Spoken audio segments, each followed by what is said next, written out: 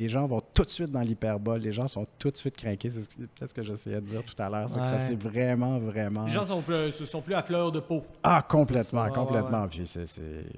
Ah ben on parle d'un aujourd'hui, film, là. Ben oui, c'est ça. Non, aujourd'hui, avec rien, ça fait un tollé, là. Moi, je crois que les films ont toujours inspiration de la réalité, et pas le contraire. Ce qui m'intéresse, c'est qu'on parle des choses, que ce soit bonnes ou mauvaises, ça m'est égal. C'est pas de pogner sur le marché, l'art, c'est d'exprimer ce que tu as d'intrigue. What other art form do you create on a schedule? Je dois dire que je trouve que choquer est une qualité. I think it's interesting for an audience to get lost in a different world. We need to know how ideas and emotions are expressed through a visual form.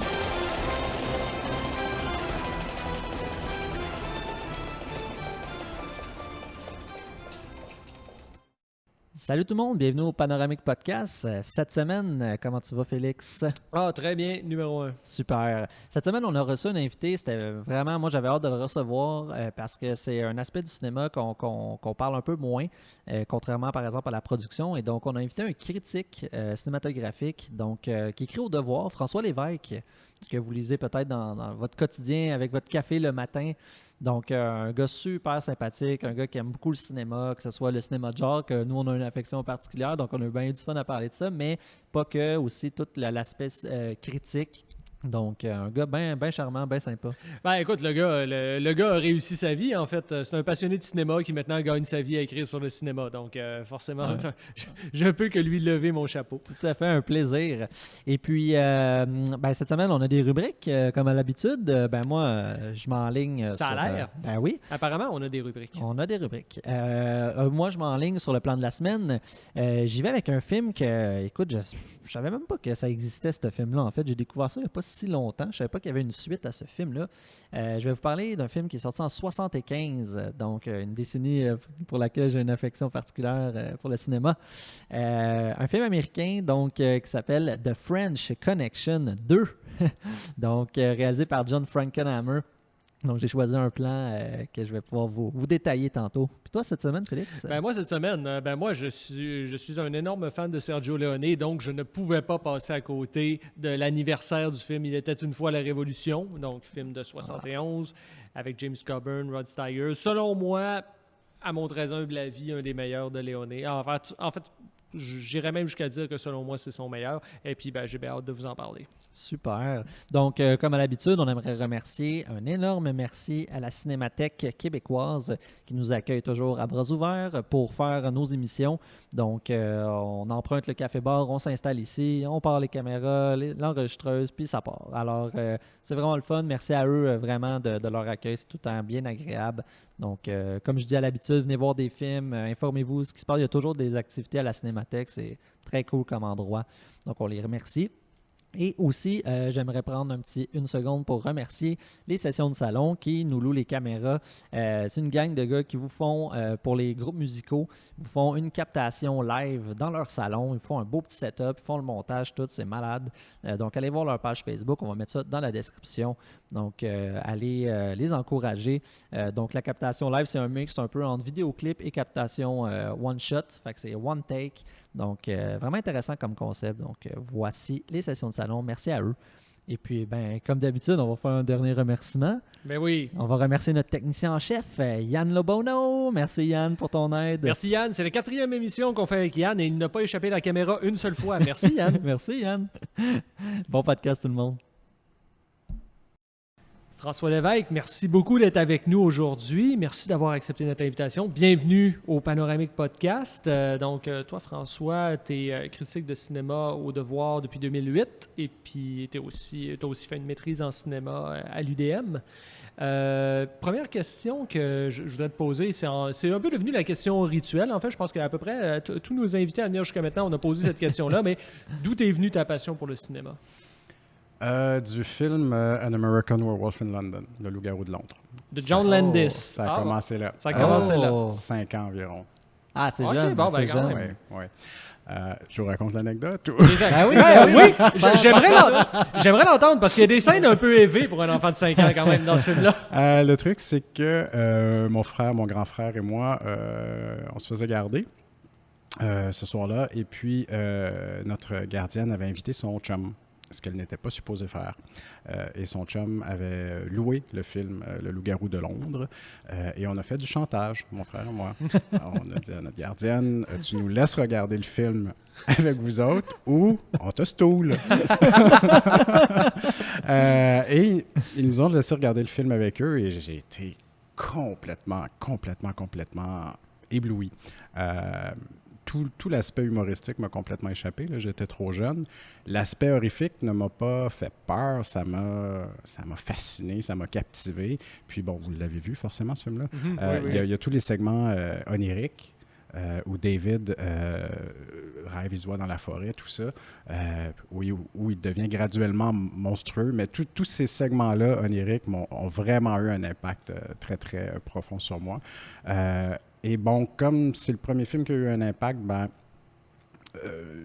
par la force des choses, je me suis mis à écouter beaucoup de films d'horreur. Peut-être pour retrouver ce feeling-là. Je regardais tout ce qui était horreur, bon, mauvais, sans distinction. Puis au fil du temps, là, j'ai élargi mon spectre. Ben oui. C'est un film qui était très marquant pour les effets spéciaux, ça. Rick Baker, qui à l'époque était le maître incontesté des effets spéciaux, les scènes de transformation en loup-garou. En fait, si je dis pas de niaiserie, le premier Oscar. Le premier récipiendaire de l'Oscar des meilleurs effets spéciaux, ça a été Rick Baker à ce moment-là. Oui. Puis ce qui était particulier aussi, c'est que la transformation survenait pour la première fois en pleine lumière. Dans un appartement très éclairé. Donc, habituellement, c'est ce genre d'effets spéciaux-là, la lumière était plus tamisée pour cacher la magie. Il y avait tout ça, C'est quelle année déjà? 1981. OK, fait que comme The Howling. C'est direct ça que j'allais dire. Et voilà, tu vois là. J'ai vu pas longtemps C'est après. ça, parce que j'allais dire, c'est dans les mêmes eaux. Fait que c'est hot, parce que le cinéma de loup-garou, cette année-là, ça l'a explosé complètement. Wolfen. Des Les classiques. deux. Oui, c'est vrai. Ouais. C'était une belle période pour ce sous-genre de film d'horreur-là. Toutes les années 80 pour le cinéma d'horreur.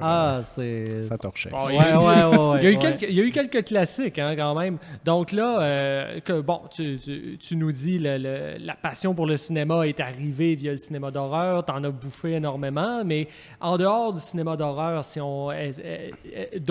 que tu as des œuvres fétiches ou des cinéastes fétiches? Bon, c'est tout le temps chien poser ça comme question à cinéphile parce qu'on vient d'en nommer. Il y en a plein, mais bon, je garde une affection particulière pour Brian De Palma, sur qui j'ai fait ma maîtrise. John Carpenter aussi, qui a été marquant. C'est deux cinéastes qui ont eu des carrières en dents de scie, mais que j'adore, même leur ratage. Je les trouve fascinants. J'aime beaucoup Mario Bava. J'adore Joseph Losey. Dans les plus jeunes, disons, je suis un gros fan d'Andrea Arnold. C'est très diversifié, en fait. Mais j'ai un penchant pour les cinéastes qui sont peut-être plus formalistes. Je me suis rendu compte assez vite. Ben c'est vrai, l'horreur, hein, c'est très codifié. Tu sais, les genres en tant que tels, bon, tout film est un genre, là, mais bon, on s'embarquera pas là-dedans, mais c'est tout ça pour dire... Parle-moi pas. C'est ça, exactement. Mais tout ça pour dire, tu sais, qu'il y a souvent l'horreur, tout ça, les films de crime, tout ça, c'est très codifié. On reconnaît tout de suite par le scénario, par la forme. C'est très formaliste souvent, justement. Fait que c'est... Ouais, c'est intéressant. Les cinéastes qui pratiquent ces genres-là aiment justement se payer la traite visuellement. Exactement. Ça s'y prête bien souvent parce qu'il y a des scènes, il y a des éléments qui sont un peu outrés ou grotesques en partant, puis donc de les rendre encore plus stylisés sur le plan visuel. Parce que le cinéma d'horreur, sa spécificité, c'est de provoquer une émotion qui est la peur. Donc, c'est comment, par l'esthétique, on peut réussir à amener ce sentiment-là. C'est ça qui est... rendre l'expérience encore plus viscérale. Là. Exact.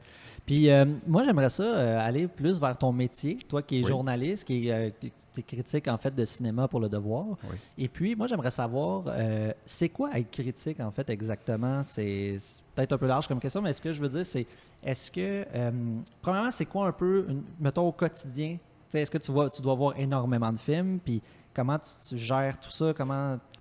Oui, je vois énormément de films, mais je suis passionné de cinéma, donc je vois des films pour le travail, je vois des films pour le plaisir, je collectionne les films. C'est ta vie, là, tu sais. Donc,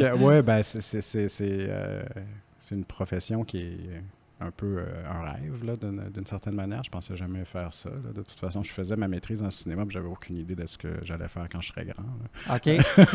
puis justement, pourquoi, mettons, toi qui es tant fasciné, est-ce que tu t'es dit à un moment donné dans ta vie, je pourrais peut-être faire des films? Non, ou toi, tu as dit, j'aime mieux en parler? C'est ça, toi, t'aimes ça parler des films? J'aimais les voir, j'aimais en parler. Quand j'étais plus jeune, j'avais rarement quelqu'un à qui en parler qui aimait autant ça que moi. Je viens d'une toute petite ville, donc c'était très limité là, comme discussion cinéphile là, avec des amis. Là. Mais non, il m'est jamais passé par la tête de faire des films moi-même. C'est pas ce qui m'attirait. J'aimais les voir, j'aimais les décortiquer, j'aimais y réfléchir, j'aimais les revisiter. Ça a commencé très jeune, là, à revoir les films, là, beaucoup, puis à devenir collectionneur. Là, j'avais la chance d'avoir une propriétaire de club vidéo qui acceptait de commander pour moi tous les films que je voulais chez son distributeur. Donc, je me suis fait venir comme ça. Le client privilégié. Carrie, The Hauling, American Werewolf, tout ça, j'ai fini par avoir les VHS de ces films-là en ma possession, puis les revisiter à loisir. Mais bref, j'ai commencé à être critique par hasard. Je travaillais à la Boîte Noire à l'époque. J'avais commencé à faire de la pige pour Mediafilm, une agence de presse qui fait de la critique puis de la recension. Probablement la principale au Québec, le Mediafilm, l'institution. Quand je vois les fameuses cotes de 1 à 7, ça vient de Mediafilm, ça. J'ai commencé là, ça faisait quelques mois que je faisais ça, puis j'ai eu vent qu'ils cherchaient quelqu'un au devoir pour remplacer quelques mois. Et j'ai envoyé un dossier avec de mes vieilles critiques, là, de mon séminaire de critique du temps de la maîtrise. Quoique c'était très récent à l'époque. Je dis du temps de la maîtrise, je venais de les faire.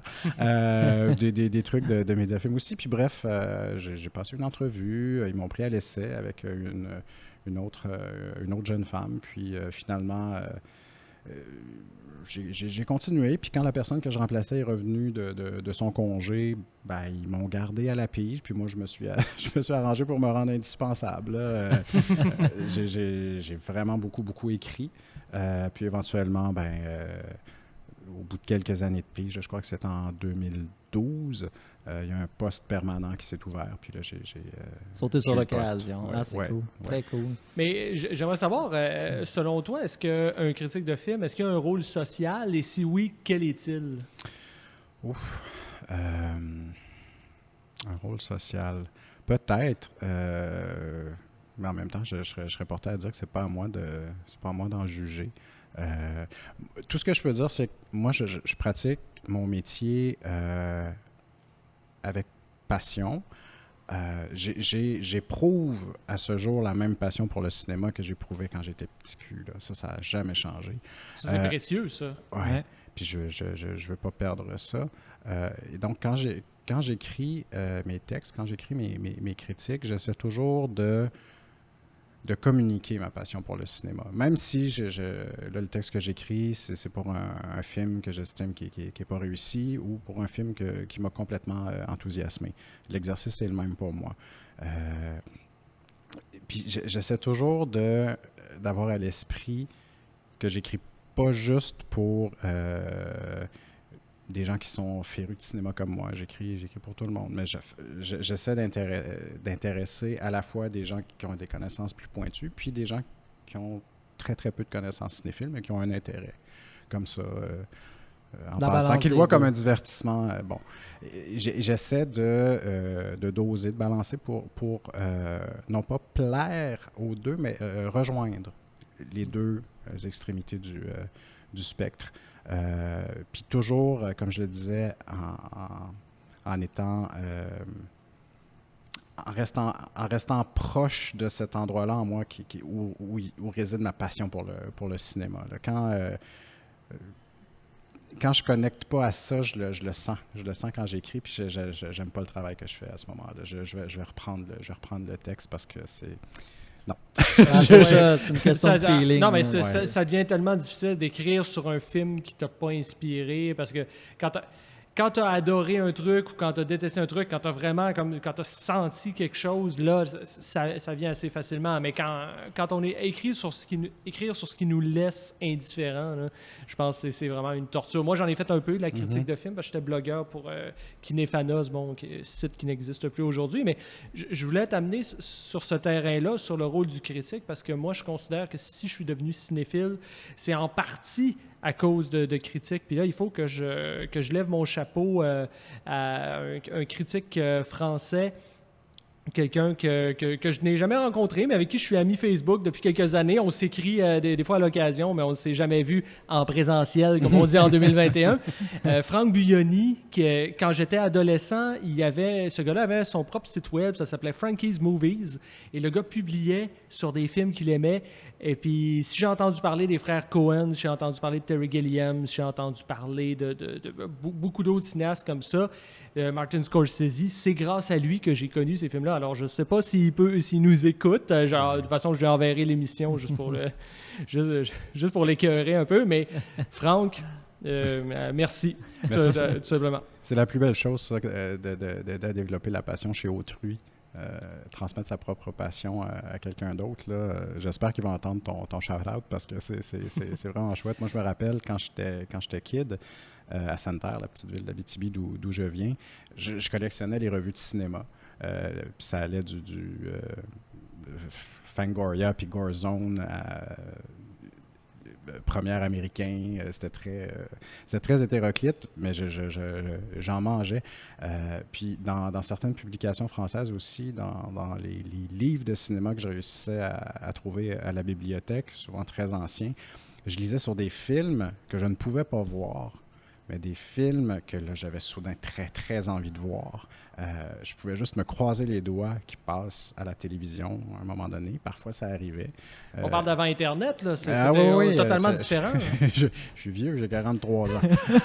Et ce qui fait en sorte que, oui, j'en ai vu pas mal quand même à la télé au fil du temps.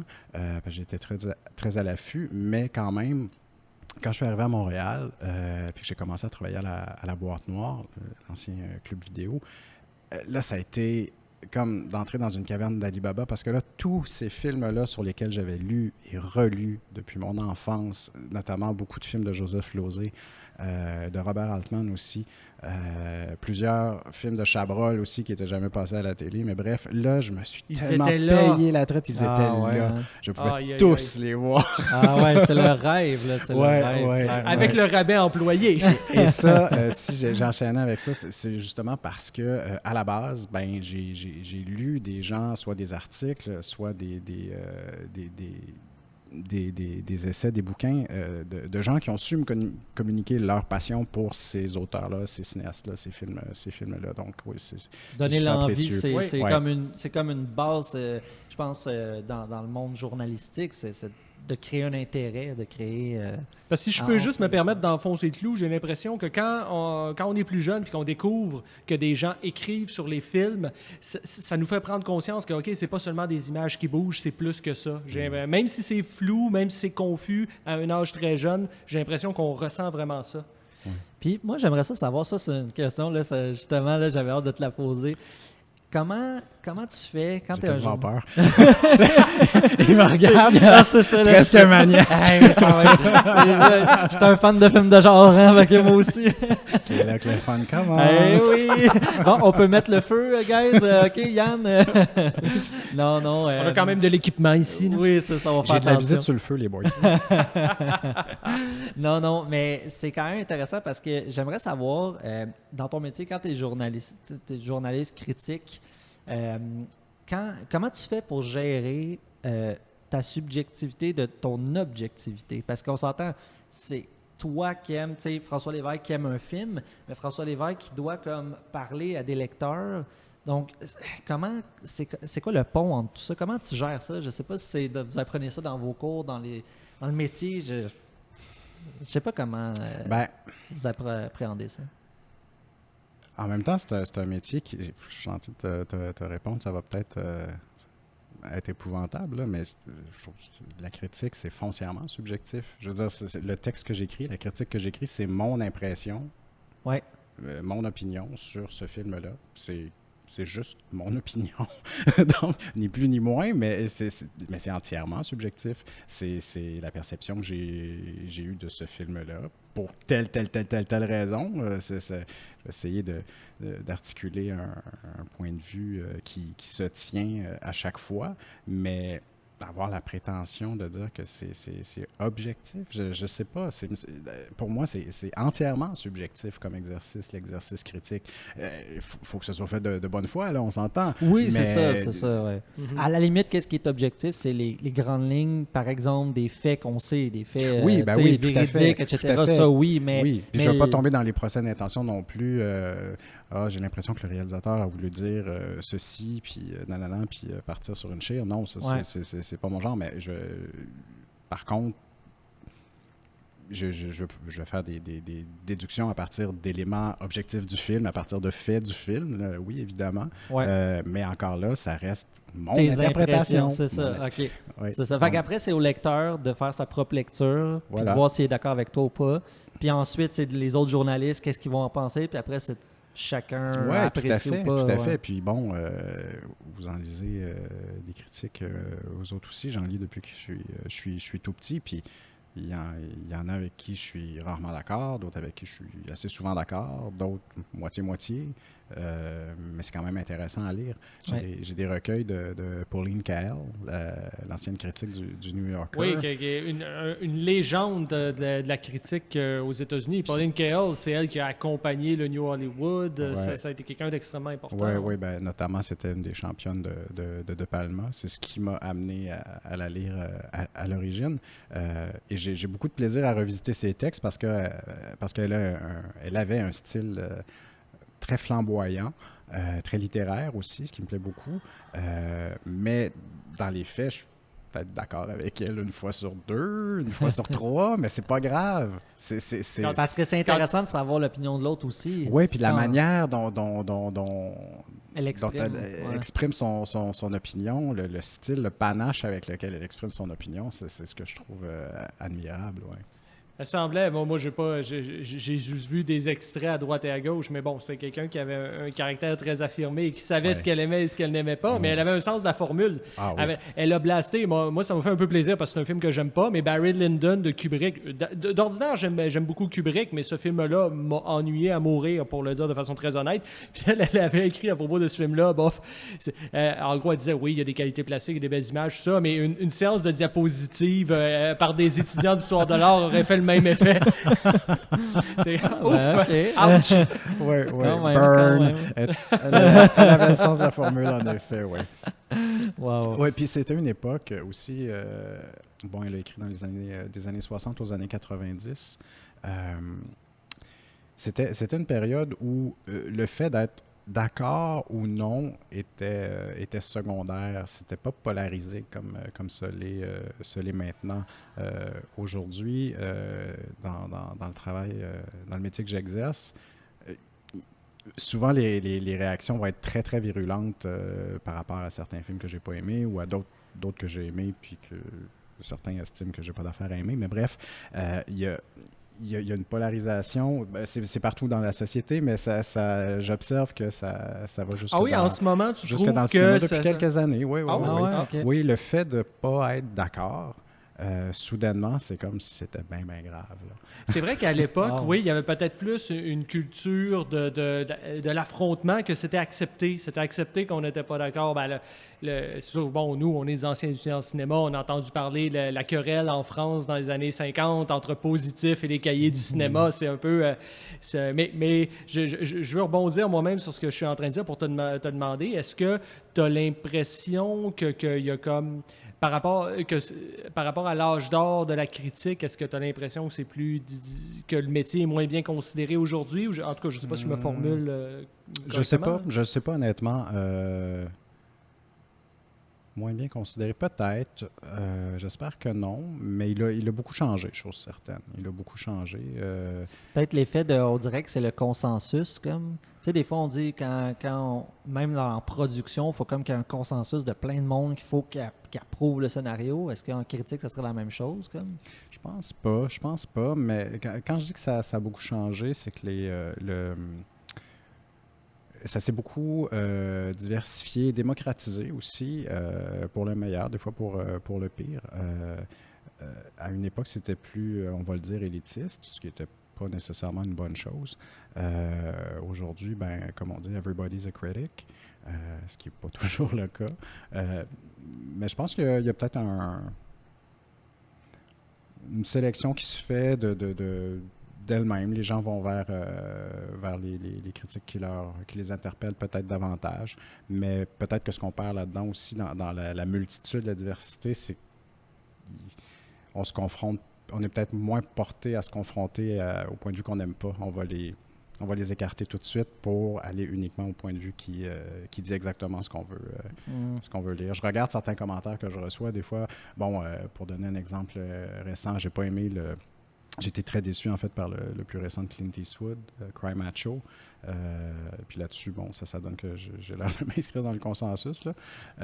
Mais j'ai reçu parmi les commentaires les plus acerbes là, que j'ai jusqu'à présent, pire que quand j'avais pas aimé l'avant-dernier Avenger. Ce qui est pas peu dire. Mais non, puis là, tout à coup, c'est le journal en entier qui est un torchon. Puis les gens vont tout de suite dans l'hyperbole. Les gens sont tout de suite craqués. C'est peut-être ce que j'essayais de dire tout à l'heure. C'est que ça, c'est vraiment, vraiment... Les gens sont plus à fleur de peau. Ah, complètement. Ouais. Puis c'est...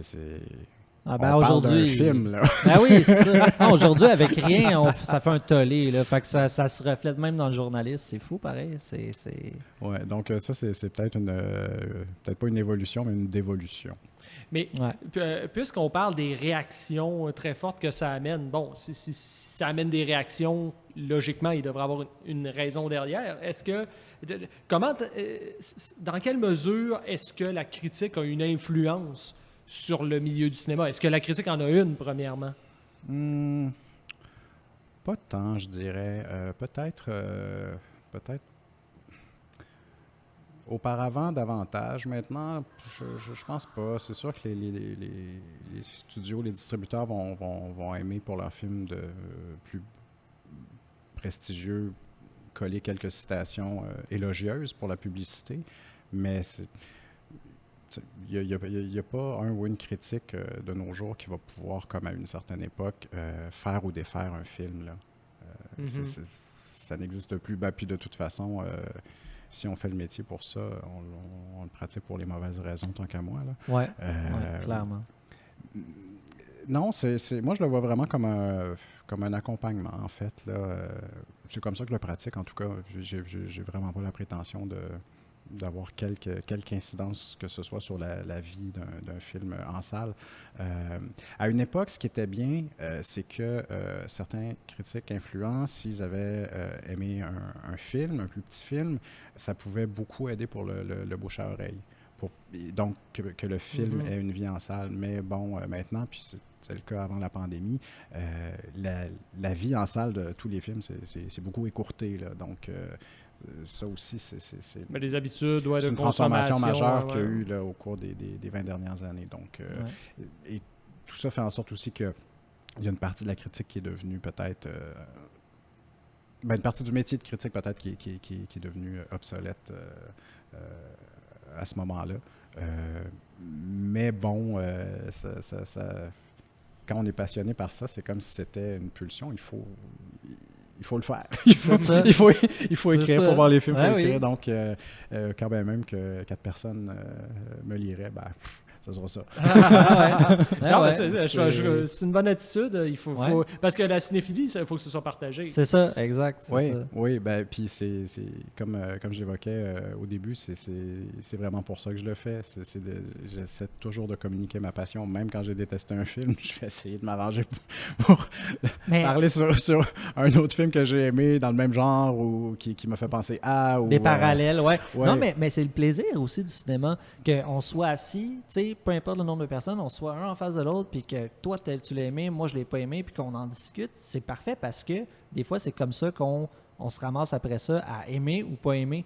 Tu sais, tu peux faire changer d'idée l'autre, tu peux dire, ouais, je vais peut-être y redonner une chance. Des fois, tu te parlais tantôt de revoir les films, de revisiter, c'est important, puis c'est vrai parce que des fois, la perception, tu vois un film quand tu as 15 ans, tu le revois à 30, c'est pas la même chose. Ah, ouais, complètement. Fait que la vie change, etc. Fait que ça, je pense qu'un film, c'est ça qui est beau, c'est de la capture de quelque chose qui reste comme un peu éternel, là, j'aime le dire, même si, bon, il y a des films qui disparaissent malheureusement, mais il y a un côté éternel, mais ce côté éternel-là n'est pas perçu de la même façon, toujours, tu sais. Fait que moi, je crois que c'est un truc qui est intéressant, puis c'est d'autant plus dans la critique. Si, mettons, on lit une critique d'un film que tu t'écrirais en 2021, puis on fait l'exercice dans, mettons, 15 ans, qu'est-ce qui va avoir changé? C'est intéressant. On peut se questionner. Oui, puis, tu sais, je regarde plein de films qui m'ont marqué à l'adolescence ou au jeune âge adulte, que j'ai revus par la suite. Puis, non seulement la magie s'était dissipée, mais je me demandais qu'est-ce que j'avais tant trouvé à ces films-là. C'est des choses qui arrivent, ça, ça des m'est fois. pas arrivé si souvent, mais ça m'est quand même arrivé à quelques reprises. Et puis, puis forcément, dans mon métier, c'est de l'immédiateté, c'est à chaud. Oui, j'ai le temps de réfléchir à mes textes, mais pas tant. Quand on écrit 5-6 textes par semaine, il faut que ça opère. Mais encore là, un film sur lequel j'ai écrit, je ne sais pas moi, il y a 10 ans, une critique super élogieuse. Je peux le revoir 5 ans plus tard, puis me faire ouais. Finalement, c'est ça. Des fois, on est complètement captivé ou enthousiasmé, puis... Le mood aussi, des fois, Ouais. quand tu vois un film, le mood, il joue parce que tu peux avoir vu le film. C'est comme un peu un voyage. Des fois, on pourrait aller dans la même ville, mais pas au même moment, puis pas avoir les mêmes perceptions. Je le vois de même. Puis le film, c'est un peu pareil. Si c'était une soirée de mal, mais tu as vu ce film-là où tu étais fatigué. Fait que des fois, ça aussi, ça peut un peu, j'imagine. Dans ces moments-là, est-ce qu'on regrette ou est-ce qu'on assume? Oh, on assume. Oh, oui, non, on assume. ouais. Puis c'est aussi dû au fait, pour poursuivre dans cette optique-là, on voit un film à un moment X de notre existence, à l'âge qu'on a, avec le bagage qu'on a à ce moment-là, les expériences qu'on a eues à ce moment-là, et c'est sûr que ça rentre en ligne de compte dans l'appréciation qu'on a du film.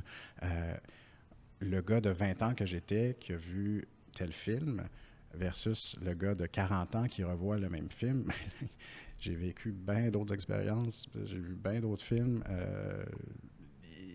Les références. Forcément, j'aurais pas la même lecture. Tu sais, ce qui à l'époque m'apparaissait comme, je sais pas, un portrait psychologique très riche, des personnages très complexes.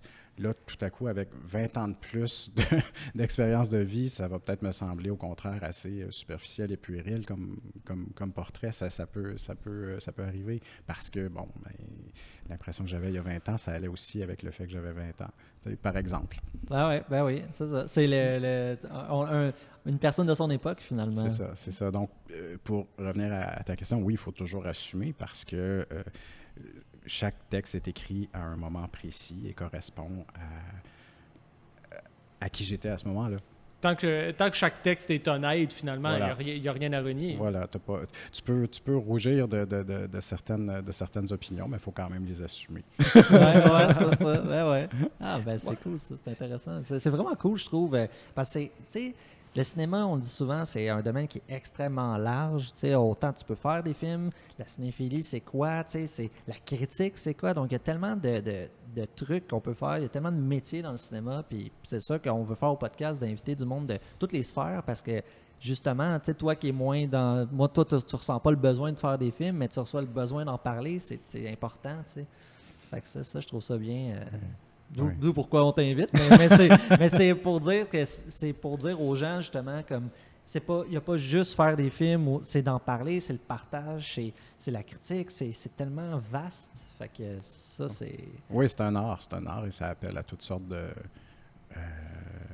chemins connexes là. Oui, exact.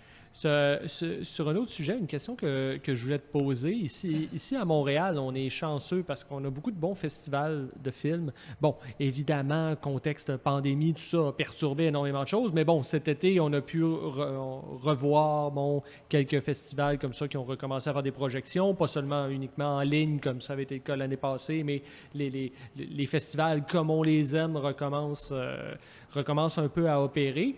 Et puis, je voulais savoir, est-ce que tu as des festivals préférés? Est-ce que tu as des fétiches? Il commence-tu par F? Il commence par F? Ben, c'est sûr que j'adore Fantasia. Là, il y a toujours des perles noires à découvrir là. Mais j'ai beaucoup d'affection aussi pour... mais là, c'est parce que c'est mon turf, le Festival du cinéma international en Abitibi-Témiscamingue. C'est le premier festival que j'ai visité, que j'ai couvert même. Donc là, j'ai de l'histoire à ça dans ce festival-là. Le Festival Regard sur le court-métrage aussi à Saguenay que j'aime beaucoup. Ça, c'est mon coin à moi, ça. Les trésors qu'il y a dans le court-métrage, justement, là, c'est assez fabuleux. Non, on a plein de beaux festivals. Montréal, on est particulièrement choyé. Bon, oui. Cinémania, Fancy et compagnie, mais partout dans la province, il y a de beaux événements. Puis j'aime justement sortir de Montréal pour aller les couvrir quand je le peux. Le Regard, j'y suis allé peut-être 8 éditions d'affilée. L'Abitibi, je suis allé presque chaque année depuis... mon Dieu... un peu plus longtemps que ça. Ah, ben écoute, c'est ça, hein? Qu'est-ce qu'on ferait pas pour les films, hein? Mais de parler des festivals, j'aimerais qu'on parle aussi de la question de la diffusion de manière un petit peu plus large, parce qu'on vit une époque, évidemment, où la diffusion des films se transforme complètement. Puis tu en as parlé tout à l'heure. Aujourd'hui, la durée de vie d'un film en salle est beaucoup plus courte que ce qu'elle était à l'époque, parce qu'il y a un paquet d'autres façons dont les gens consomment des films. Il y a Netflix, il y a, bien entendu, toutes sortes de télé à la carte. Il y a le streaming. Il y a les festivals aussi s'insèrent là-dedans. Il y a quand même encore des festivals qui réussissent à drainer beaucoup d'attention. Oui, puis même avant le grand virage numérique, il y avait beaucoup de salles de cinéma qui commençaient à fermer. Oui. La métamorphose a commencé. C'est ça. La COVID, finalement, n'a que radicalisé un phénomène qui était déjà là. Mais j'aimerais t'entendre là-dessus, sur ta lecture. Le futur, pour toi, de la diffusion du cinéma, qu'est-ce que tu t'attends, toi, pour dans 5 ans, 10 ans, 20 ans? Oh boy, je me suis jamais senti de don particulier pour l'avenir repose sur toi. Pour voir l'avenir. Mais je suis pas des prophètes de malheur qui voient la mort des salles de cinéma. Là. Ça fait plus d'1 siècle. Là. Je pense que la salle en a vu d'autres. Peut-être que l'effet Hollywood, l'effet méga production à la Marvel et compagnie va continuer de s'accentuer. Hein. C'est beaucoup ces productions-là qui accaparent les salles, les films plus du milieu, entre guillemets, là, budget plus modeste, sans forcément être des films indépendants fauchés, vont peut-être être davantage relayés sur le streaming, les plateformes, une fois qu'ils vont avoir fait leur tour de piste en festival. C'est beaucoup le modèle qui se dessine présentement. Je pense que ça va juste s'accentuer, malheureusement. Mais ceci dit, le streaming n'a pas que du mauvais. Il rend disponible quand même beaucoup de films qui seraient inaccessibles pour bien des gens. Sinon, là, moi, je me remets, je me reporte en arrière quand j'étais enfant, puis que j'espérais voir tel film, mais qu'ils les avaient pas au club vidéo, au seul club vidéo de ma ville, puis qu'ils passaient pas à la télé. Ben, fallait que je m'en passe. C'est pas, je pense. Tandis que maintenant, il y a beaucoup de ces films-là que on peut y avoir accès sur telle ou telle plateforme. Donc ça, je me dis que pour des jeunes cinéphiles en herbe, ça a du bon quand même. Là, t'sais. Oui, c'est sûr. Il y a une accessibilité qui est davantage là, c'est certain. Puis là, je parle de pas nécessairement là, de production maison, Netflix et compagnie. Là, je parle davantage de films internationaux. Oui, puis je veux dire, on s'entend que un peu tout le monde s'y met, Criterion à son canal. Voilà. Je veux dire, Moby et compagnie. Là, donc, Mm-hmm. Donc l'offre est quand même très, très intéressante. Moi, je me souviens une fois que quand j'étais dans le pic de mon amour pour les films d'horreur, puis je voyais que ça, pratiquement, un été, Radio-Canada avait passé un festival Hitchcock en fin de soirée. Donc, presque tous ces films, pas tous, mais presque, en ordre chronologique. Un chaque soir en fin de soirée, c'était l'été. Wow. Ça, c'est une autre époque, ça. On verrait plus ça aujourd'hui. Puis, un soir, mon père s'était rendu compte que ça me captivait pour vrai, ces vieux films-là, entre guillemets. Puis, ben, il me laissait me coucher tard pour les écouter. Donc, j'avais vu Psychose comme ça, j'avais vu Les Oiseaux comme ça, j'avais vu Rebecca comme ça. Puis je revois mon père qui avait vraiment l'air de se demander qu'est-ce que je trouvais un vieux film comme Rebecca. Qui lui-même appréciait, là, tu sais, c'est ça qui est drôle, mais ça avait l'air vraiment de le flabbergaster que je trouve mon compte dans des films comme ça. Ouais. Et c'est beaucoup ce moment-là, cette sélection d'Hitchcock-là qui m'ont un peu, non pas sorti de l'horreur, parce que je continue d'aimer ça, mais qui m'ont un peu forcé à aller voir tranquillement ailleurs, puis à élargir mes horizons. Puis là, je digresse complètement. Non, on aime ça. On assume toutes les digressions, nous aussi. Mais autrement dit, tes parents étaient quand même relativement cinéphiles. Ça veut dire s'ils aimaient Hitchcock. Mes parents aimaient bien le cinéma, aiment bien le cinéma.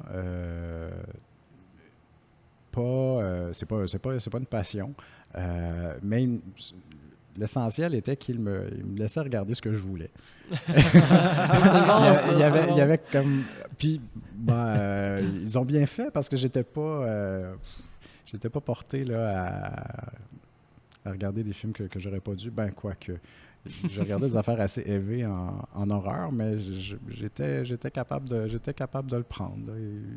Tu étais conscient que c'était un film. Puis que oui, c'était complètement. Un divertissement pour un... C'est ça. Complètement. Mais j'ai eu, ça a été une belle école cinéphile que j'ai eue, même si j'étais loin de tout. Puis ça faisait en sorte aussi que je surveillais beaucoup ce qui était diffusé à la télé, les ciné-répertoires, les films de fin de soirée. C'est comme ça que j'ai appris l'anglais aussi. Avec le cinéma, parce que là, je voyais que tel film que je voulais voir, il passait en version originale anglaise sur telle chaîne obscure. OK, je vais l'enregistrer puis je vais essayer de le comprendre. Mais à force, j'ai fini par m'y faire très bien. Puis je me suis mis aux versions originales anglaises, le cas échéant, très, très, très, très rapidement. Donc, ça m'a aussi servi à ça, le cinéma, à apprendre une deuxième langue. Le cinéma pour les polyglottes. Fait que, c'est merveilleux. Écoute, moi, t'avais-tu d'autres points? Est-ce que j'avais préparé autre chose? Je pense que la plupart des sujets que je voulais aborder, je les ai abordés. Toutes les boîtes sont cochées. On peut s'amuser à parler. On va parler de cinéma de genre, là, étant donné qu'on est tous des fans. Je pensais que tu allais faire un quiz, là. C'est ça. Non, pas de quiz. Juste de la conversation. Mais oui, mais tandis qu'à t'avoir, je sais que toi, tu es passionné de cinéma de genre, puis je sais que dans tes critiques, des fois, dans autant les critiques, des fois aussi, tu fais des articles, je pense, un peu moins... écoute, je ne veux pas m'avancer, là, tu me corrigeras si je me trompe, mais tu fais des articles aussi, tu sais, pour revisiter des films, justement. Tu sais, je me rappelle, j'avais passé, tu sais, un peu le thème féministe, puis tu relançais des films comme Daughters of Darkness, tout ça, puis tu parlais... Oui, souvent, quand j'ai un bon prétexte et que j'ai le temps, surtout que il y a des semaines où il y a trop de sorties, où il y a trop d'entrevues pour faire autre chose que couvrir l'actualité des affaires courantes, disons. si j'ai un petit peu de temps ou s'il y a un petit creux ou juste un anniversaire trop important pour ne pas le souligner, je vais faire des analyses, des grands angles. Ça, j'adore ça. C'est le fun parce que c'est de l'analyse. Là, pour les 50 ans de Night of the Living Dead, j'avais fait quelque chose. J'étais revenu sur le film, son histoire, son importance, son influence, sous-texte politique, tout ça. C'est le genre de truc que j'adore faire, effectivement. C'est un penchant que j'ai peut-être historique et sociologique qui transparaît souvent dans mes critiques, trop au goût de certains lecteurs des fois, mais j'assume. Mais justement, est-ce qu'un bon critique de cinéma ne doit-il pas un peu être aussi un historien du cinéma? Je trouve... que ça enrichit la perspective, mais encore là, c'est bien personnel, puis c'est surtout que je ne saurais pas le faire autrement. Non, mais le pire, c'est qu'on dit ça, mais moi, je me rappelle très bien au cégep, quand j'ai commencé le cégep, puis il me semble que les premières choses qu'on apprenait dans les cours, mis à part les films, les noms des réalisateurs, etc., les mouvements du cinéma, on apprenait les contextes bien en même temps, en fait.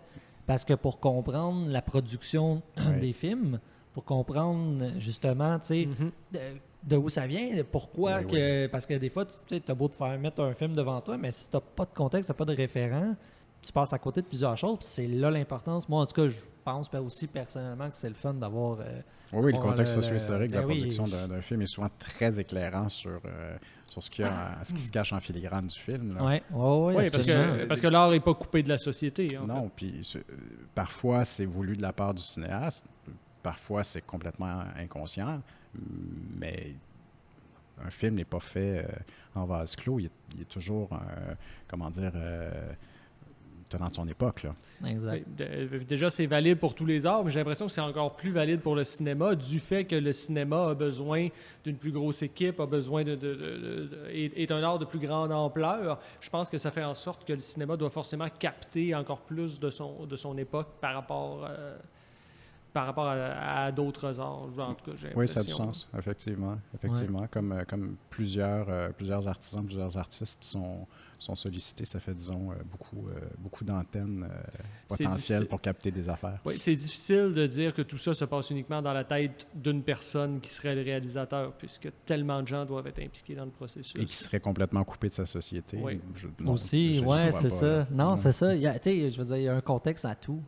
Fait que le cinéma, c'est ça aussi, tu sais, c'est comme par la bande, ça. Puis c'est ça qui est beau aussi du cinéma. Le cinéma, comme dans beaucoup d'art, on s'entend, c'est en fait l'art, c'est ça, mais je veux dire, c'est que tu vas aborder des sujets, puis ces sujets-là, veux pas, comment je dirais ça, c'est que c'est des toiles sur les sujets, tu sais, tu vas parler tu sais, c'est des thèmes, c'est des thématiques, c'est des ambiances, tout ça, mais ça, c'est la vie un peu, là, je ne sais pas comment le décrire, mais tu captures quelque chose, tu captures un moment. Fait que capturer ça, ça s'inscrit dans un contexte. Oui, donc, on parle d'une peinture, d'une musique, n'importe quoi, mais il y a quelque chose derrière. C'est pas du vide. Là, c'est pas, Après, il y a la question de comment tu le reçois. C'est une question de feeling, des fois, qu'on ne peut pas expliquer, puis c'est l'humain qui est comme ça.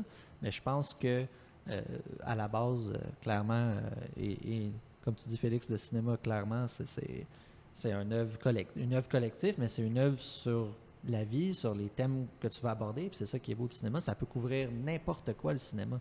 Ça peut couvrir peu importe le thème. Tu veux parler de la musique, tu veux parler des arts, tu veux parler d'une réalité, tu veux parler de quoi que ce soit, tu peux le faire. Ça, je pense que c'est un avantage aussi que les arts visuels, audiovisuels ont. Parce que la musique, tu les as dans les paroles, oui. Dans la musique, peut-être un peu moins. C'est un feeling plus qu'une analyse qu'un film, tu sais. Oui, puis avec le cinéma, en plus de tout ça, comme au théâtre, mais c'est différent, mais tu as le storytelling, tu as l'acte de raconter. Ouais. Puis je pense qu'on est beaucoup à aimer se faire raconter des histoires. Ouais. Puis le pire, c'est que c'est fou, parce que raconter une histoire, ça vient de la tradition orale, puis encore une fois, ça revient toujours à l'humain, ça revient à quelque chose que l'humanité, tu sais, possédait, puis possède encore, c'est juste que ça s'est transformé. Fait que, bref, c'est... Il y en a qui disent qu'on se raconte les mêmes histoires depuis la nuit des temps, mais on a du fun pareil. Ah ouais. Ben, tu sais, quand tu y penses, les films d'horreur, c'est un feeling d'avoir peur, mais la peur, c'est une des plus vieilles émotions puis un des plus vieux feelings du monde entier. Fait que c'est ce qui aurait assuré la survie de l'espèce aussi. C'est ça. Fait qu'aimer les films d'horreur, c'est important d'aimer les films. Ça va peut-être vous sauver. Tu te sens jamais aussi vivant que quand tu te claques un film d'horreur. Ah ouais, c'est malade, les ambiances. D'ailleurs, toi qui tripes ces films d'horreur, as-tu, mettons, un sous-genre, un pays, quelque chose, je sais que tu dois aimer tellement de choses, encore une fois, c'est un peu ingrat de te demander ça, mais... Au sein de l'horreur? Ouais, y a-tu, mettons, une vibe ou un réalisateur, tu sais, je sais pas que ce soit les Italiens, les Japonais, les Américains, les j'aime Allemands. beaucoup les Italiens, là. Je pense que j'avais mentionné Mario Bava. Oui, j'aime toute la première période d'Argento aussi, mais je suis un gros fan des tripes gothiques de Mario Bava. Le corps et le fouet, c'est un de mes préférés. La baie sanglante aussi, c'est un de mes films préférés. J'aime beaucoup les plus récents, les films sud-coréens qui vont... je suis pas fan du G-horror, mais les films sud-coréens qui vont avoir une touche horrifique comme Tale of Two Sisters, j'avais adoré ça. Et Park Chan-wook aussi. Qui est un, oui, Park Chan-wook, Kim Ji-woon, Bong Joon-ho, je les adore depuis longtemps. Depuis avant que ce soit cool. oui, par contre, je suis pas sûr qu'il a commencé à dire que c'était plus cool une fois qu'ils sont devenus mainstream. J'aime toujours autant ça. C'est ça. Ouais, des fois, il y a des réalisateurs qui ont des belles carrières au début, puis là, oups, ça drop, mais pareil, tu fais fuck it, moi je m'en fous, regarde, moi je suis très pareil parce que ils ont quand même une belle carrière pareil, puis ça reste des gens importants. Faut pas, c'est dur de faire des films, là, tu peux pas être parfait tout le temps, puis tu auras des moins bons, des moins bons projets que d'autres, mais il faut se rappeler que les bons étaient vraiment bons, puis ça a du mérite. Effectivement. Peut-être juste pour finir ta question sur les sous-genres de l'horreur qui me plaisent. Puis c'est pas un sous-genre en soi, mais c'est plus une époque. Moi, j'ai grandi dans les années 80, donc forcément, je garde une affection particulière pour plusieurs films d'horreur du début des années 80, milieu 80, là, genre Fright Night, Vampire, vous avez dit Vampire, qui m'a marqué beaucoup. Le premier Friday the 13, évidemment. Slasher, le classique de Slasher. April Fool's Day. C'est bon ça, c'est vraiment bon. Plein de Lost Boys, les films de Carpenter, évidemment. Il y a plusieurs de ces films-là qui, objectivement, n'ont pas toujours forcément bien vieilli, mais j'ai toujours un plaisir fou à les regarder. Le film que je revois le plus souvent, c'est sans doute mon film favori, c'est The Thing de Carpenter. Je viens de recevoir le 4K. Là, ça fait 2 fois que je regarde le 4K. Ça, c'est parmi les films que j'ai eu en VHS, que j'ai eu en DVD, que j'ai eu en Blu-ray, puis que là, j'ai en 4K. C'est pas le cas de tous les films, là, mais ça c'en est un. Ça, c'en est un, exact. Il y en a des fois parce qu'on peut pas tous les avoir, mais quand t'en as un film en 15 000 exemplaires, ça, c'est parce que c'est un film fétiche. Oui, puis là, quand tu le vois en 4K, t'es comme... comment j'ai fait pour vivre sans ça?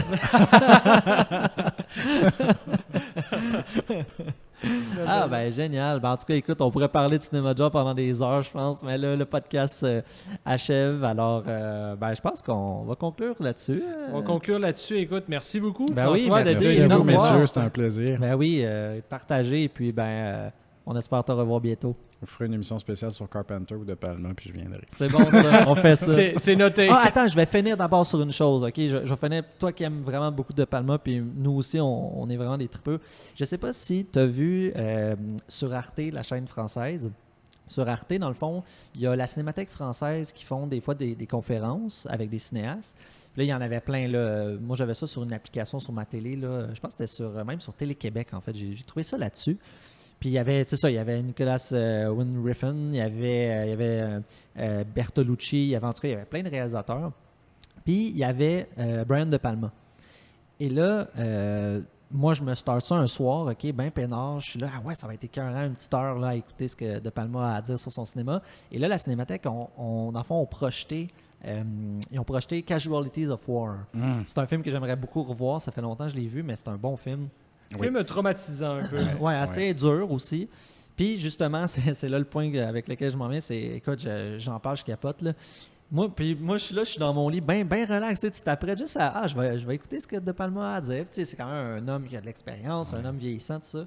Et là, dans les 4 premières minutes, c'est bon, le film termine, il s'assoit, il se présente ça, puis là, il part et là, il se fait poser la question du genre, c'est un film quand même difficile, tout ça, comment tu perçois ça aujourd'hui avec le recul, puis après cette projection-là. Puis il dit, c'est tellement un film dur. Puis là, il se met à pleurer, puis il dit, j'ai de la misère à en parler, tu sais. Puis là, t'as Brian De Palma qui pleure sur un film qu'il a fait des années auparavant, puis tout, là, je suis comme ça. Puis là, j'étais dans mon lit, je capte, il est genre minuit le soir, moi, pas rapport, je suis là, puis je suis devant ma TV, puis je suis là, ça, c'est un cinéaste, c'est un cinéaste, parce qu'il y a ça dans le cœur encore à l'âge qu'il a. Un homme vieillissant qui pleure parce que c'est un film qu'il a fait. Puis en tout cas, moi, j'avais des frissons. Le lendemain matin, la première chose que j'ai fait, c'est que je l'ai envoyé à Félix. Tu regardes les 4 premières minutes ce soir, toute l'intégrale, tu le regardes.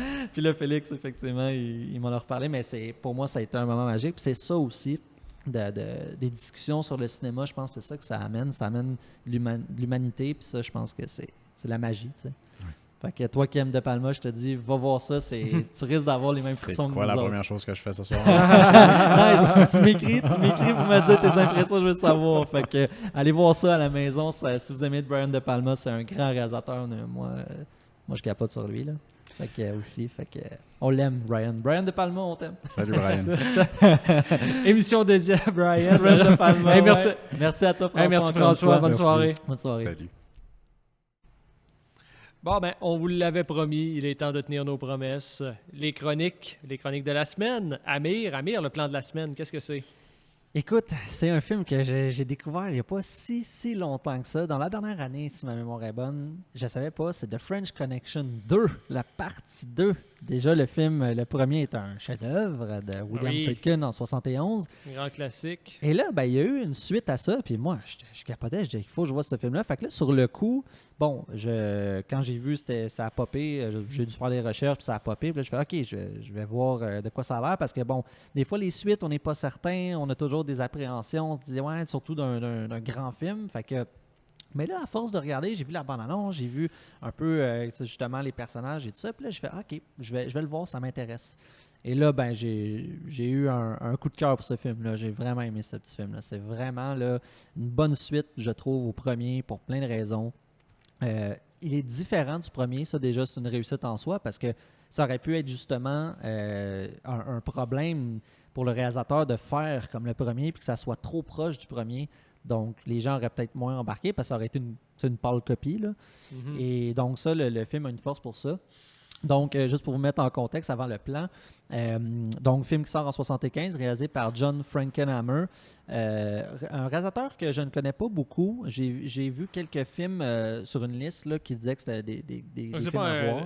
Déjà, c'est pas un tâcheron qui a fait la suite, parce que Frankenheimer, c'est quand même quelqu'un qui a eu une carrière assez oui, c'est 27 longs métrages, une grande carrière à la télévision aussi. D'ailleurs, Roger Ebert, un des grands critiques américains de cinéma, le cite parmi sûrement un des plus grands de sa génération.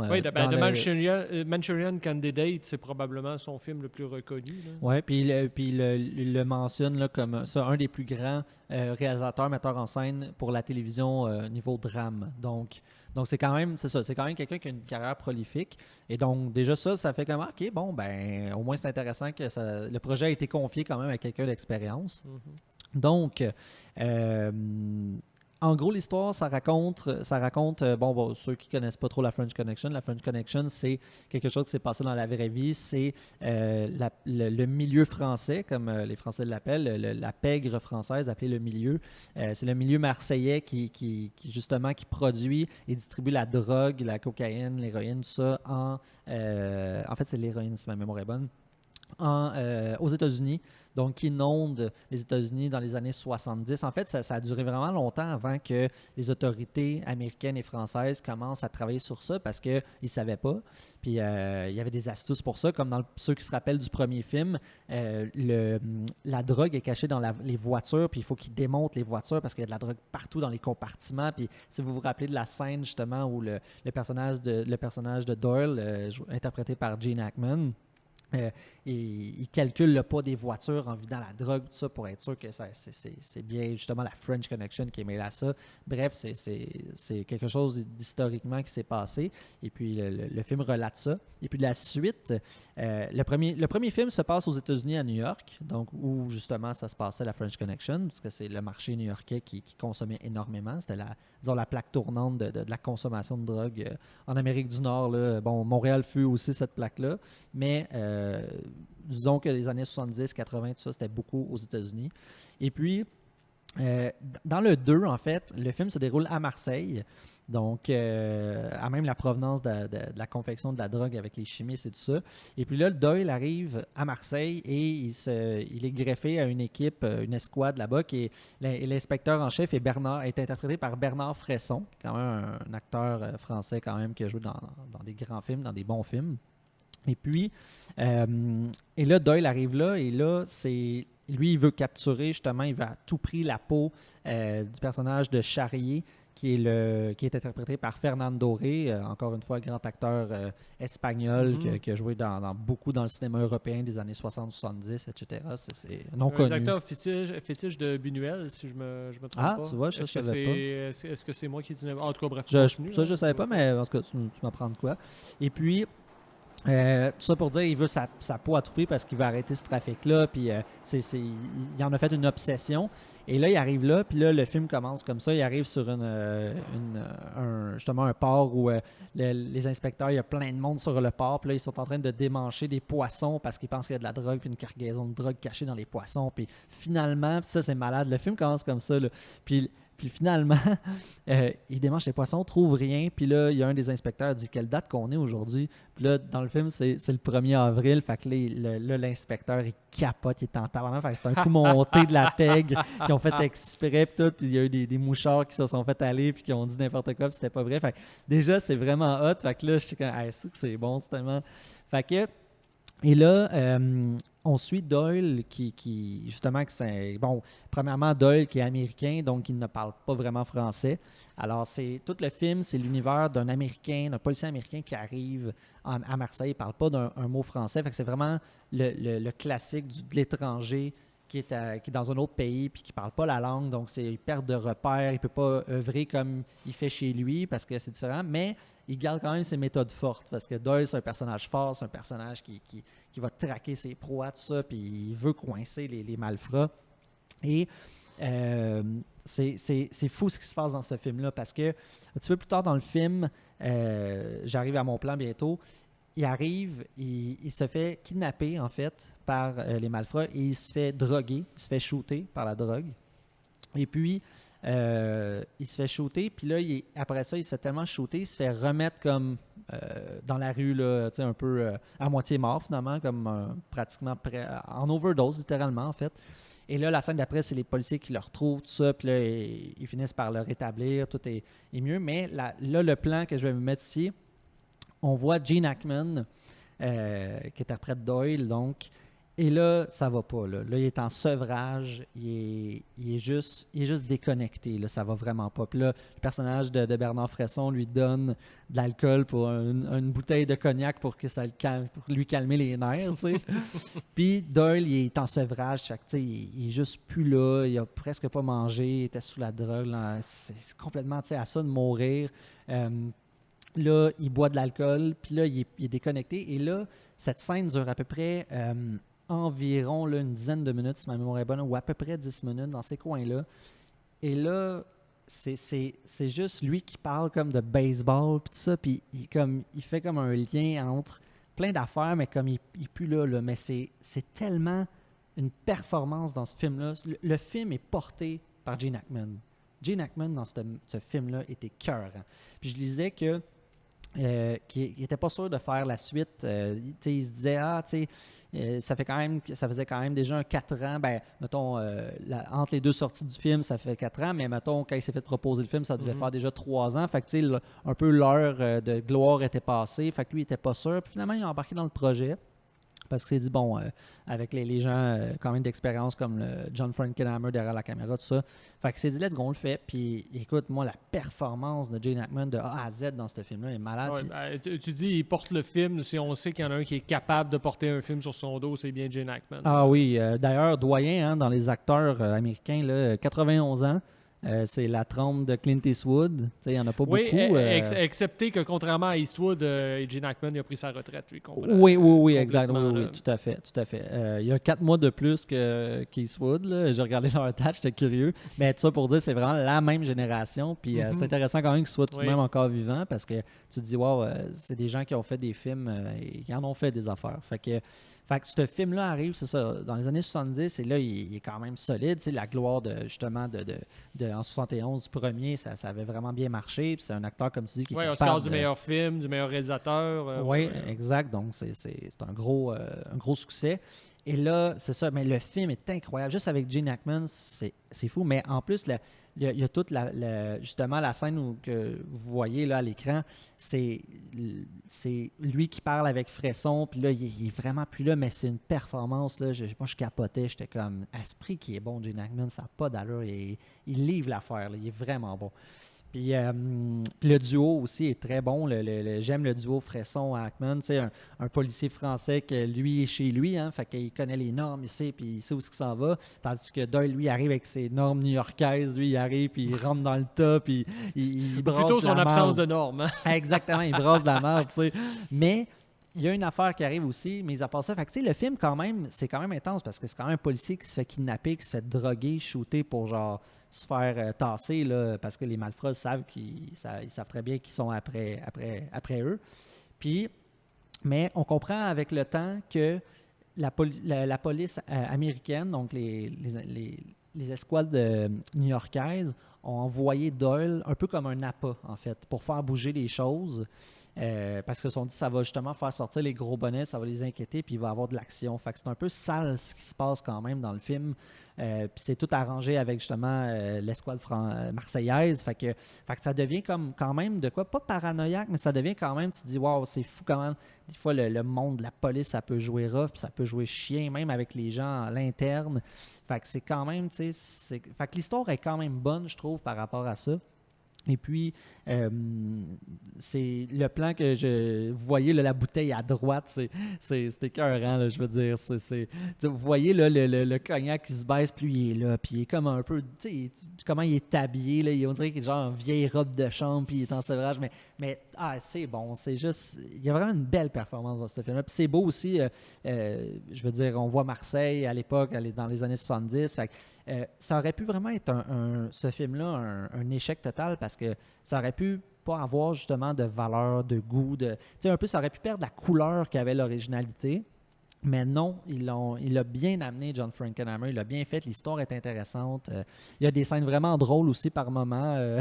À un moment donné, il y a une scène qui est dans un bar, puis le gars du bar, bon, évidemment, c'est un Marseillais, fait qu'il parle, mais ils se comprennent moyennement. Puis là, à un moment donné, tu sais, il finit par se faire comprendre, tu sais, qu'il veut un verre. Puis là, il dit voulez-vous de la glace? Fait que le Français lui dit ça, tu sais. Puis là, il lui dit yeah, une glace. Parce que, fait que, tu sais, il y a comme plein de petites affaires comme ça qui sont quand même c'est bien bonnes. ça, parce que c'est rare que souvent, les films américains qui se passent à l'étranger, tout le monde parle anglais, fait qu'il n'y a jamais de problème. Ça. Mais s'il y a des films qui veulent jouer des fois là-dessus, ça peut être sympa. C'est sympa, ouais, vraiment. Puis non, il y a toutes sortes de petites affaires comme ça. Puis j'ai choisi vraiment le plan en tant que tel, pas pour la beauté du plan ou quoi que ce soit, c'est vraiment pour la performance de Gene Hackman que je trouvais vraiment excellente. Puis encore une fois, ceux qui aiment The French Connection, le premier, le deuxième pourrait vraiment vous intéresser aussi. Il y a des acteurs, comme je dis, des grands acteurs, Fernand Doré, Bernard Fresson, c'est quand même des acteurs européens importants à l'époque. Gene Hackman, évidemment. Puis visuellement, c'est cool, des beaux mouvements de caméra, des beaux... c'est vraiment... Tu sais, dans le premier, il y avait un côté paranoïaque, justement, tu sais, de tout le temps filmer comme quelqu'un qui espionnait la conversation au loin, puis des plans de caméra que tout le long de la scène, on voyait quelqu'un au loin derrière un journal ou avec des jumelles. Puis, fait que c'est ça. Puis dans lui, il y a peut-être un petit peu ça, mais c'est moins... Tu sais, fait qu'il a trouvé son approche, mais l'histoire est vraiment est cool. Moi, j'ai trouvé que c'était une belle suite. Puis d'ailleurs, c'est un des... avec le parrain, Le Parrain, c'est un des premiers films qui a eu une suite écrite, par exemple, Le Parrain 2. Ça, dans le monde du cinéma, c'est comme une tradition qui est arrivée après Le Parrain, à ce qui paraît. Puis The French Connection, c'est comme pas mal le deuxième que ça a fait ça. Fait que c'est French Connection 2. Donc, un peu la théorie des sagas, comme un peu. Fait que ça a tout déclenché ça. Là. Après, les années 80, ça a été super populaire. Si on pense juste au phénomène des slashers et tout ça. C'est devenu une habitude. Fait que ces films-là, c'est comme des précurseurs. Donc, c'est intéressant à savoir ça. Fait que, fait que j'ai choisi ce plan-là vraiment là, pour... vous allez voir, le mec, vous voyez le film, vous allez vous rappeler de ce plan-là. Vous allez il est intense, Gene Hackman, c'est malade. Fait que voilà, j'ai été agréablement surpris par ce film. Alors, je voulais le partager. Je vais le prendre en note. Super. Je vais aller le voir. Je vais aller voir ça. Ouais. Ben oui, tu m'en reparleras. Oui, bien sûr. Et toi, mon cher Félix? Moi, à Chronique Anniversaire, qu'est-ce qu'on célèbre?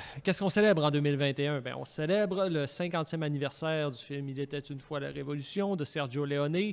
Tous les cinéphiles savent qui est Sergio Leone, mais au bénéfice de tout le monde, je vais dresser un rapide portrait. Donc, c'est un Italien né à Rome en 1929. C'est quelqu'un qui vient d'une famille de cinéastes puis qui a commencé très jeune à être assistant réalisateur de seconde équipe, tout ça, puis qui éventuellement va passer à la réalisation. Et puis, c'est quelqu'un qui est surtout connu pour ses westerns. Ouais. C'est quelqu'un qui a même renouvelé le genre complètement. Je veux dire, dans l'histoire du western, il y a avant Leone et il y a après Leone. Ouais. C'est d'ailleurs, l'expression western spaghetti pour désigner les westerns italiens a été inventée dans le sillage des films de Leone parce qu'il arrivait avec quelque chose de tellement original au niveau de la forme, au niveau de comment il racontait les histoires, au niveau de comment c'était plus le portrait d'une vieille Amérique un peu idéalisée, tout ça, mais c'était souvent quelque chose de très violent, de très sale, de très lourd, de très ambigu, puis avec des effets stylistiques qui n'appartenaient qu'à lui, en fait. C'est vraiment... Ça a été perçu à l'époque comme du cinéma commercial, mais avec le recul, c'est vraiment du vrai cinéma d'auteur dans la mesure où c'est une signature visuelle, sonore, idéologique, qui est là de film en film. C'est vraiment... c'est Leone, c'est Sergio, il a été unique. À un plan, on peut le reconnaître, ouais. On peut le reconnaître. Oui, définitivement. Et puis, Il était une fois la Révolution. C'est un film assez particulier dans sa filmographie parce que, c'est son 6e long-métrage. Et puis, ça arrive à un moment où Leone n'était plus intéressé à faire de films. Parce qu'une fois qu'il avait fait, Once Upon a Time in the West, qui était son film précédent en 1968, qui énorme succès, puis qui est souvent cité comme étant son meilleur film, comme étant son plus grand chef-d'œuvre. Donc, Leone, à partir de ce moment-là, il s'intéresse beaucoup à un roman qui s'appelle The Hood, qui est un roman qui est centré sur la mafia juive new-yorkaise. Et il rêve de faire une adaptation de ce roman-là, mais pour diverses raisons, pour l'instant, il n'arrive pas à faire ce film-là. Et puis il dit, si je ne peux pas le faire, eh bien, tant pis, je ne veux plus être réalisateur. Et il décide à ce moment-là qu'il va plutôt faire de la production. Finalement, il va finir par réussir à faire le film éventuellement. Ça va devenir Once Upon a Time in America, mais c'est seulement en 83 qu'il va réussir à le faire, donc ça va être très long. Donc, il décide qu'il devient producteur et il y a ce scénario-là qui arrive. Il était une fois la Révolution, on commence à développer le projet, tout ça. Et puis, je cherche des réalisateurs, tout ça. Il y avait eu un contact avec Peter Bogdanovich. Finalement, ça va mal se passer. Les deux ne s'entendent pas du tout. Donc, Leone vire Bogdanovich presque à coup de pied dans le derrière. Et là, il parle à son ami Sam Peckinpah. Et Sam Peckinpah est d'accord pour réaliser le film. Donc là... Peckinpah, produit par Leone, c'est tout le truc, ça s'en vient merveilleux. Puis là, Rod Steiger, qui venait de gagner l'Oscar du meilleur acteur pour In the Heat of the Night, embarque dans le projet, James Coburn aussi, donc tout va comme sur des roulettes. Mais au bout d'un moment, Leone, en fait, se fait jouer un tour, carrément, parce que une semaine avant le tournage, Coburn et Steiger disent « Si Leone ne réalise pas le film, nous, on débarque. » Ils prennent par surprise comme ça. Et là, Leone découvre qu'en fait, il y avait une conspiration autour de lui. Parce que Peckinpah savait que c'était pour arriver, mais Peckinpah a fait semblant de dire oui au tournage parce que les autres producteurs s'étaient tous ligués, dire « On veut que ce soit Sergio qui le fasse, mais il ne veut plus réaliser, donc il faut trouver un moyen de le forcer. » Et là, il se retrouve une semaine avant le tournage, les deux vedettes qui disent « on fout le camp si c'est pas lui qui réalise ». Là, ça met un peu de Léoné pression. est dans une furie incroyable, mais dit « bon, ben, vous voulez que ce soit comme ça, mais parfait, mais ça va être à ma manière, on va le faire comme je le veux ». Et puis là, il va réécrire le scénario au jour le jour pratiquement, il va changer tout un paquet de trucs. Et il va mener la vie dure à Rod Steiger. Il va être très méchant avec lui durant tout le tournage. Mais méchant pour les bonnes raisons, parce qu'il veut tirer le meilleur de ce que lui a à offrir. Donc, petit résumé de l'intrigue rapide. Il était une fois la Révolution. Ça se passe au début du 20e siècle au Mexique. Rod Steiger joue un bandit mexicain, en fait, qui va croiser la route de James Coburn, qui, lui, joue un révolutionnaire irlandais en exil, en fait, qui est trop recherché par la police anglaise. Donc, il se retrouve au Mexique. Mais il s'avère que James Coburn est un spécialiste des explosifs. Donc, Rod Steiger, lui, trouve ça très intéressant. Ce bandit mexicain avec plus spécialiste des explosifs. Lui, dans sa tête, c'est le jackpot, là. Il se dit qu'il y a définitivement quelque chose à faire avec ça. Sauf que James Coburn, révolutionnaire retard, trouve le moyen d'impliquer Steiger dans la révolution mexicaine qui se déroule à ce moment-là. Bon, il y a toujours une révolution quelque part au Mexique, là, mais je veux dire, celle du moment. Et il embarque là-dedans à son corps défendant. Et là, c'est toute la relation entre les deux, le paysan rustre qui veut rien savoir de la politique, tout ça, mais qui se retrouve embarqué dans son corps défendant dans toute une histoire qui le dépasse un peu. Mais c'est un film, comme souvent chez Léoné, bien entendu, il y a de l'humour, mais c'est aussi un film extrêmement tragique parce que les espoirs que les personnages portent, finalement, ils se retrouvent dépassés par les événements parce qu'ils sont dans une situation qui est tellement cruelle, dans un contexte politique qui est tellement terrible que eux qui sont encore un peu purs, qui ont encore des idéaux, se retrouvent là-dedans, se retrouvent totalement broyés dans ce film-là. Et puis j'ai l'impression que pour vraiment bien interpréter... en fait, avant de tomber dans l'interprétation du film, je veux juste parler de la question des titres, en fait, parce que c'est assez intéressant. Parce que c'est un film qui a eu plusieurs titres selon les différentes versions, parce qu'au départ, pour faire suite à « Il était une fois dans l'Ouest », Léoné voulait appeler ça « Il était une fois la Révolution », donc... C'era una volta alla rivoluzione, mais ça devait être ça le titre italien, le titre original, mais les producteurs n'ont pas voulu parce que Bertolucci venait de faire un film qui s'appelait Prima della Rivoluzione, donc là, les producteurs se disaient « Ah, mais là, les gens vont confondre les deux films, tu peux pas appeler ça comme ça. » Puis là, Léoné arrive avec un autre titre, il dit « OK, on va appeler ça Giù la testa », c'est ce qui en italien veut dire « courber l'échine », donc il y a toute une signification politique derrière le titre. Sauf que là, au moment de la traduction américaine, ils vont traduire le titre par « docu-sucker », ce qui veut dire plonge imbécile. Là. Doc, ça veut dire sauter, ça veut dire plonger. C'est comme voyons, vous avez totalement pas compris c'est quoi la signification d'origine. Ça a l'air d'un film débile. Là. Ça a l'air d'une mauvaise comédie, là, docu-sucker. Et puis, pour l'exploitation, il va porter un autre titre aussi. Dans certains pays, il va sortir sous le titre « Fistful of Dynamite », donc référence à « Fistful of Dollars », le premier western de Léoné. Ouais. Et c'est intéressant de le dire parce que moi, j'utilise toujours le titre français parce que dans la version française, c'est la seule version qui a gardé le titre que Léoné voulait. Il était une fois la Révolution. C'est ça le sens du film, parce que c'est un film qui parle de ça, qui parle de la Révolution. Et pour vraiment comprendre le vrai message du film, il faut se replonger dans l'époque.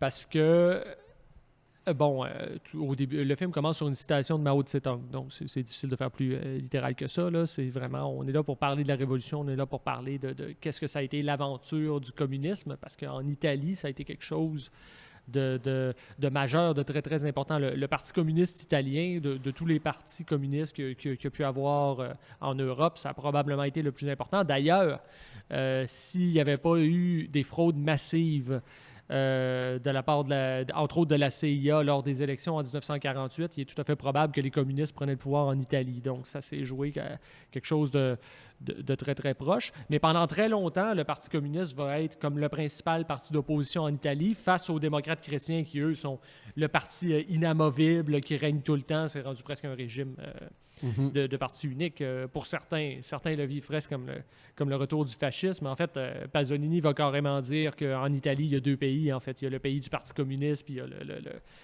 il y a le reste, finalement.